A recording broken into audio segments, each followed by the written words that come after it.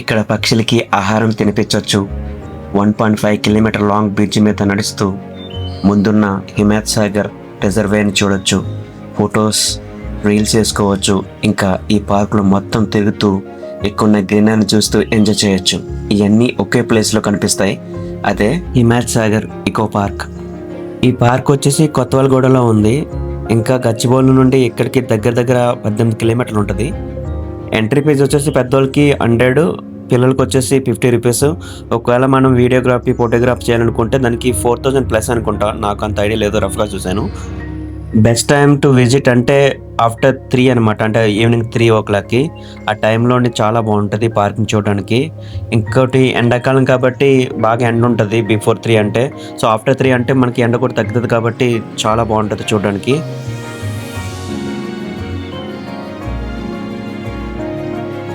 200 rupees ticket తీసుకొని పక్షులను చూడడానికి లోపలికి వెళ్తున్నాను. ఇక్కడ స్పెషల్ ఏంటంటే ఇక్కడ పక్షులతో ఫొటోస్ తీసుకోవచ్చు, అలానే ఆహారం తినిపించవచ్చు. మరియు ఇక్కడున్న పక్షుల్ని వివిధ దేశాల నుండి తీసుకొచ్చారు. దగ్గర దగ్గర 25 రకాలు ఉంటాయి. అలానే 6500 పక్షులు ఉంటాయని అంటున్నారు. నాకు అని కనిపించలేదు. మీరు చూడొచ్చు స్క్రీన్ మీద. ఇక్కడ కొన్ని రకాలైన పక్షులు చూశాను, చూడడానికి చాలా చాలా బాగున్నాయి. చూడండి స్క్రీన్ మీద. మీకు కూడా నచ్చుతాయి అనుకుంటున్నాను. ఒకసారి మొత్తం పక్షులన్నిటిని మీరు మ్యూజిక్తో పాటు చూడొచ్చు.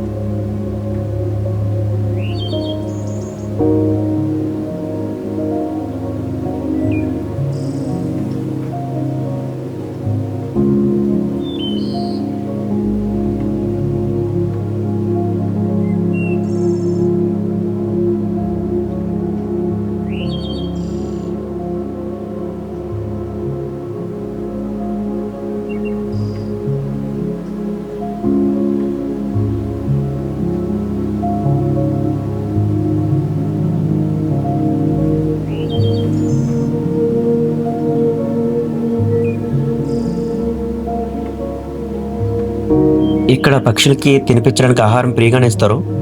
ఎంట్రీ టికెట్ ఒకటే 200 రూపీస్. లోపల ఈ తినిపించడానికి దానా ఉంటుంది కదా, అవన్నీ ఫ్రీగానే ఇస్తారు.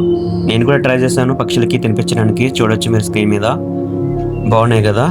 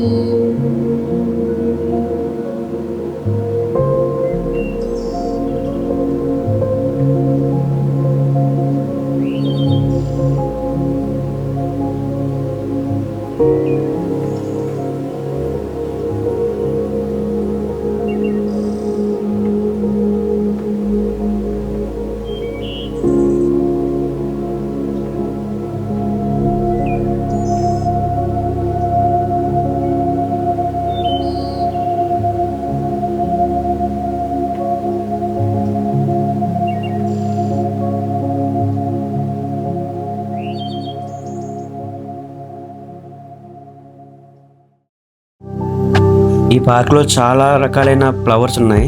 చూడడానికి చాలా చాలా బ్యూటిఫుల్గా ఉన్నాయి. వాటి పేరు నాకు తెలియదు. మీరు ఈ స్క్రీన్ మీద చూస్తూ ఎంజాయ్ చేయండి.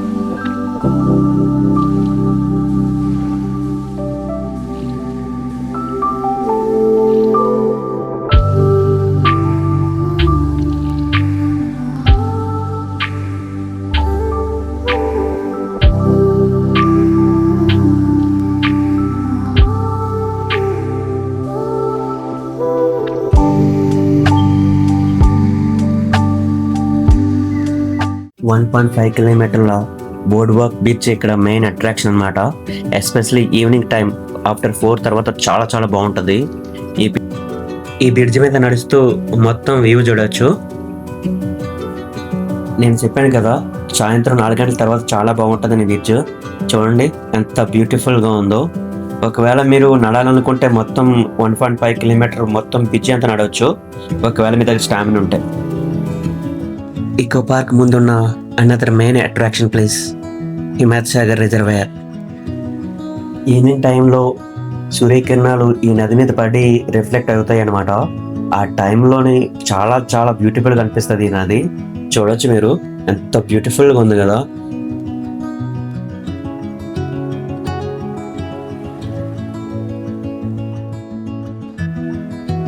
మీరు చూడొచ్చు ఆల్మోస్ట్ సన్సెట్ అవుతుంది.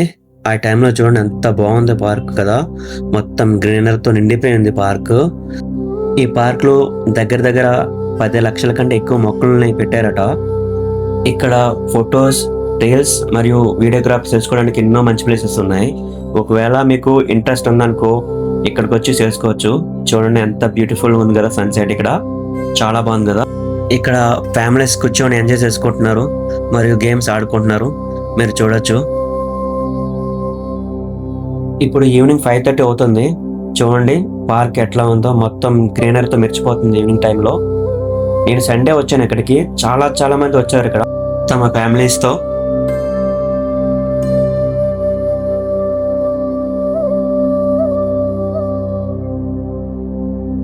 ఇక్కడ చూడండి ఎంత బాగుందో కదా. సన్సెట్ ఇక్కడ రిఫ్లెక్ట్ అవుతుంది. చూడడానికి చాలా చాలా బాగుంది. అసలు అదిరిపోయింది అనమాట ఇక్కడ అయితే. ఈ లొకేషన్, ఎస్పెషల్లీ లొకేషన్ బాగుంది కదా.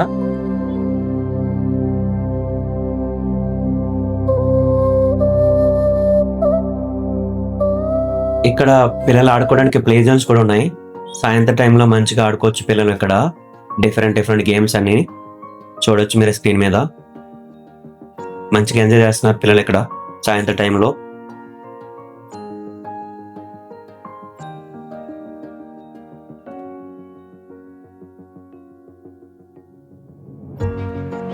పార్క్ మొత్తం కంప్లీట్ చేసుకొని నేను ఇప్పుడు ఇంటికి వెళ్తున్నాను.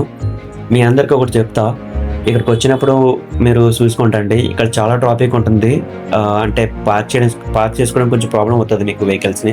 సో మీరు అది చూసుకుంటండి. ఇంకోటి, వచ్చినప్పుడు మీరు మీతో పాటు వాటర్ బాటిల్ తినడానికి తీసుకొచ్చుకోండి. ఎందుకంటే ఇక్కడ క్యాంటీన్స్ ఉన్నాయి కానీ చాలా చాలా దూరంగా ఉన్నాయి. సో అన్నీ చూసుకుంటండి ఇక్కడికి మీరు. And thanks for watching my videos. If you like my videos, please subscribe and share. Thank you.